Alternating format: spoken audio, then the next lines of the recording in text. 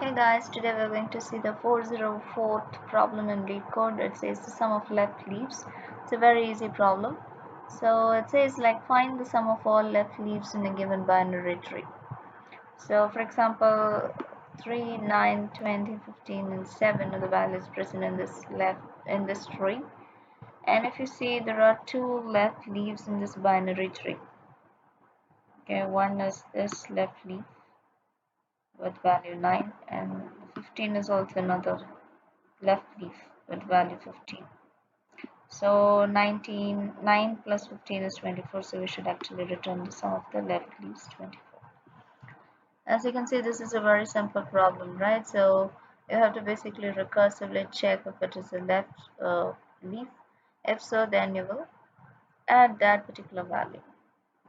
Now, how would you identify whether a particular leaf is a left leaf? Whenever you're exploring the left subtree, you pass in a boolean value indicating that it's actually a left subtree. So that way you can figure out that a particular node is actually appearing in the left or it's appearing in the right.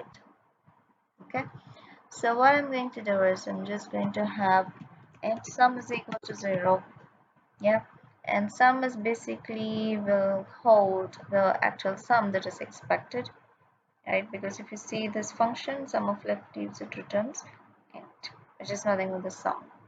Okay, let's do the null check. So if root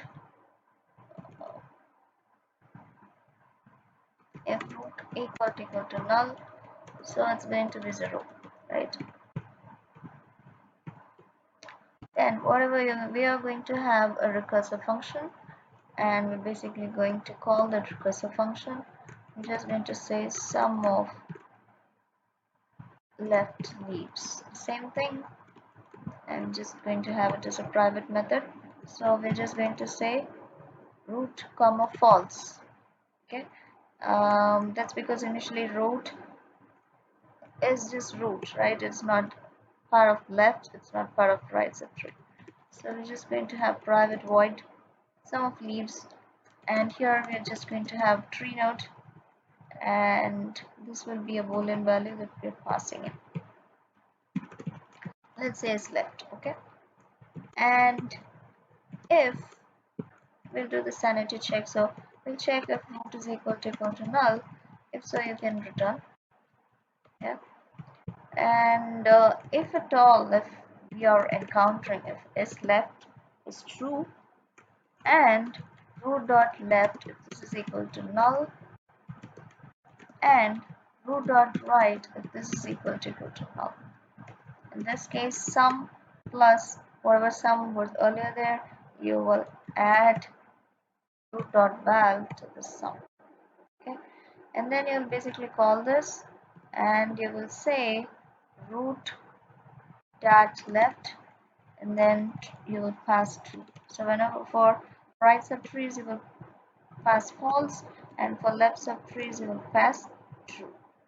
Okay, so by the time we return from this function, we would have calculated the sum for the entire tree, so which means we can safely go ahead and return the sum. Okay, so let's take this example and walk through this code with that. So initially root comma boolean is left will be false, right? Root comma false you're passing in. So 3 comma false. So it checks is left. No, it's not. So this will not even go here. And then we are recursively calling sum of left leaves with root dot left, which is 9 comma true, right? So and this is a recursion, right? 9 comma true. So this will be getting called again, and we see that its left is true because we have passed true here, and we see that it's actually a leaf, so 9 will be added to our sum, right? Sum plus equal to root dot val, which is 9, and calling sum of left leaves for its left and right subtrees which are actually null will return. So the sum still remains 9, and so this entire thing will return back, and we have reached root, and in root we have processed the left tree completely, and now we'll be processing the right tree. So in the right tree, we are actually passing root dot right comma false. So 20 comma false is passed in. So this method is called with 20 comma false. And so you cannot add 20 because its left is false. And whereas for left subtree, you'll call sum of left leaves again. So you'll pass 15 comma true, and then you will pass 7 comma false. Okay, for this particular subtree.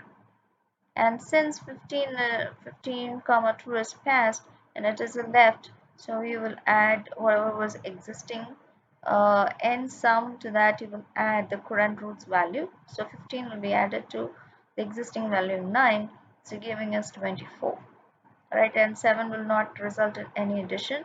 So for 20 we will just get 15 and we'll return. Okay, let's run this program,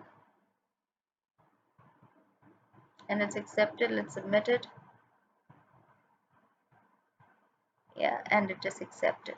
Okay, so the time complexity of this problem is O of n, because we're just iterating, right? We're recursively iterating over the entire height, and height, if it is a skewed tree, it is going to be the largest height, and mostly it is O of h, or you can say O of n. Yeah, so thanks guys for watching this. Do like my videos. Bye.